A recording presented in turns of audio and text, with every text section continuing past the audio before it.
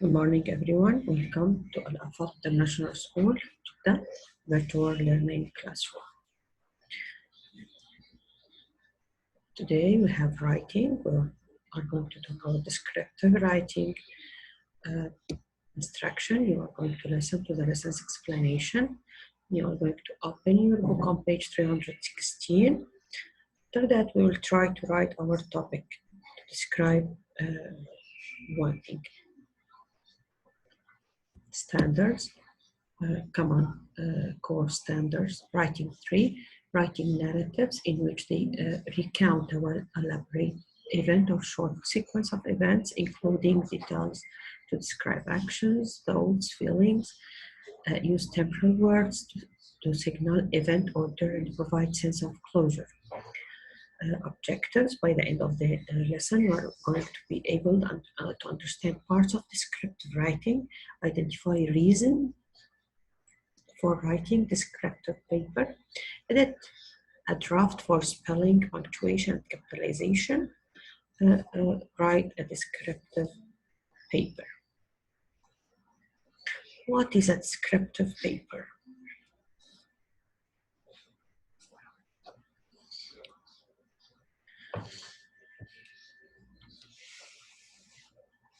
Parts of descriptive paper.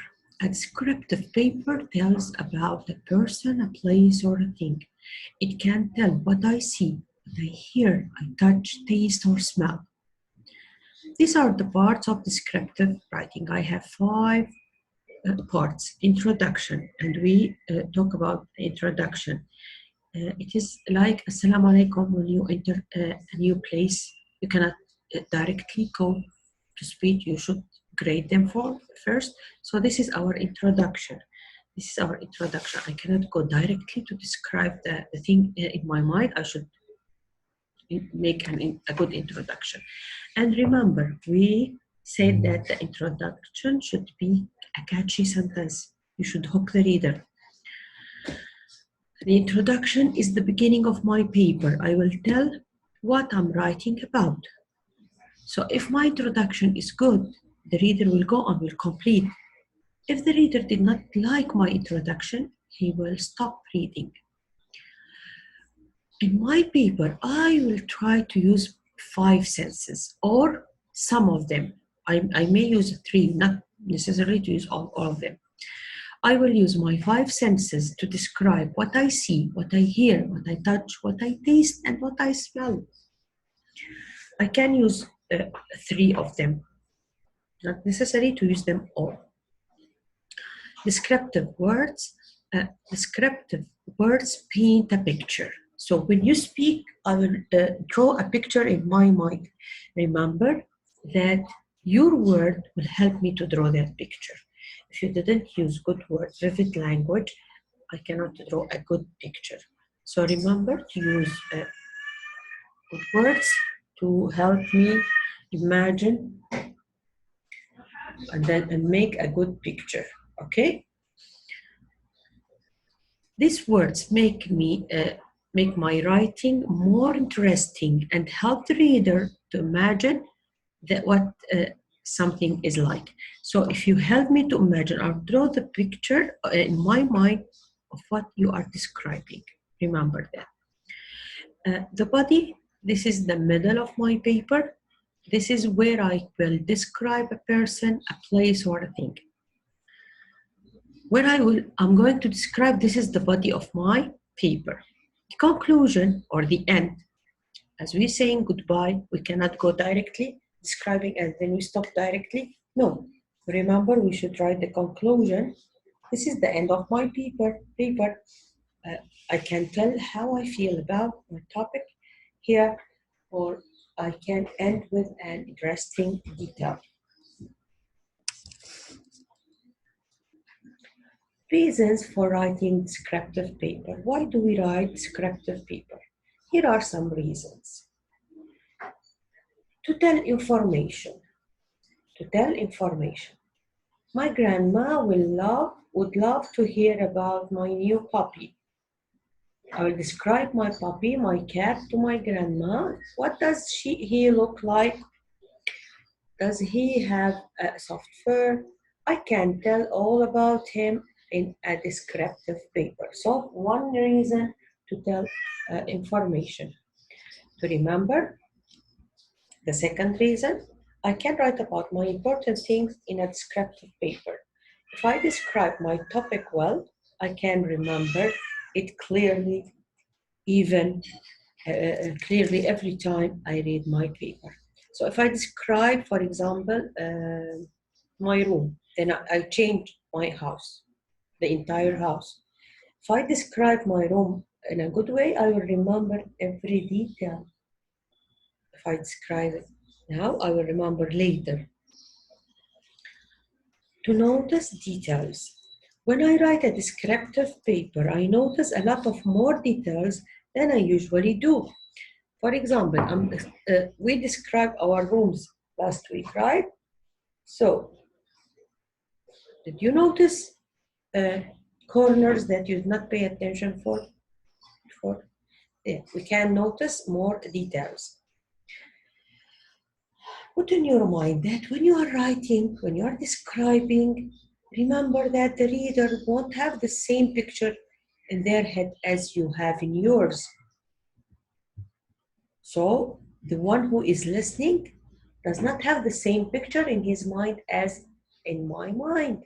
So I will help them by my words to visualize, to imagine, to draw a picture. Okay? My words will help them to visualize the scene, to draw the picture, to imagine what is going on. You need to draw it with your words. So remember, my word will help the reader to draw the picture that I have in my mind. Okay? My words will help the reader to draw the picture that I have in my mind. If I say I was standing in an empty room, some people will think the empty room is like this. And some people will think it's dark and dumb. Some people will think that it's sunny, big, it has big windows.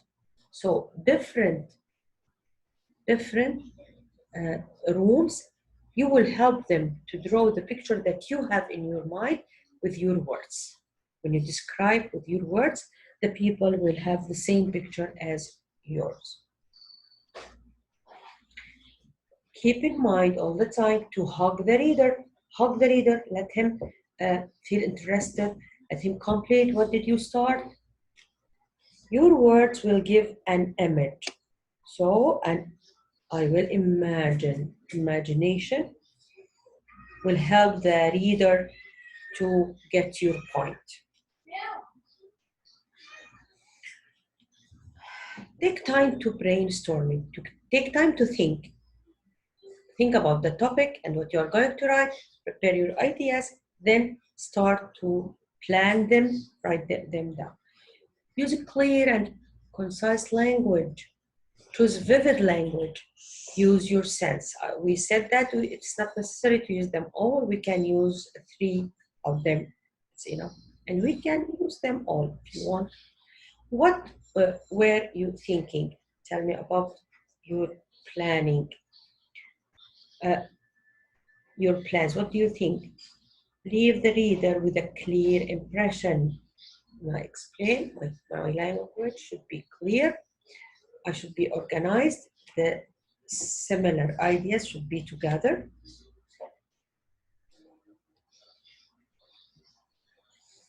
Remember to use your senses. I will tell how things are smelled, how things are smelled, how they look, how they felt, how they tasted, and how they sounded. I can use 2, 3 of them, or if I can use them all. This is a model. We can read the model, and then we can start our writing. My garden. My garden contains different types of plants. For instance, for example, We learn, for example, and this is a new word, I want you to learn it. It has different flowers such as roses, sunflowers, lilies, and daisies. These are kind of flowers. These flowers flourish the environment with their beautiful smells. The colors of these flowers make the garden look beautiful. The garden has grass all over the area. As a result, this makes it the best place for any exercise. You can play the whole day there. It has soft ground where children can play different sports.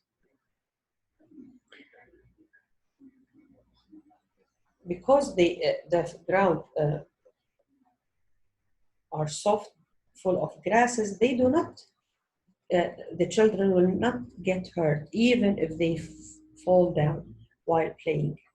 My garden has a swing, which is my favorite because I can spend hours swinging on it and do not get bored. Sometimes I spend my entire day in the garden, completing all my tasks there. Now I want you to try.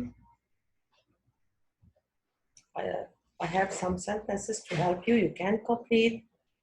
My garden has blah blah blah and blah blah blah.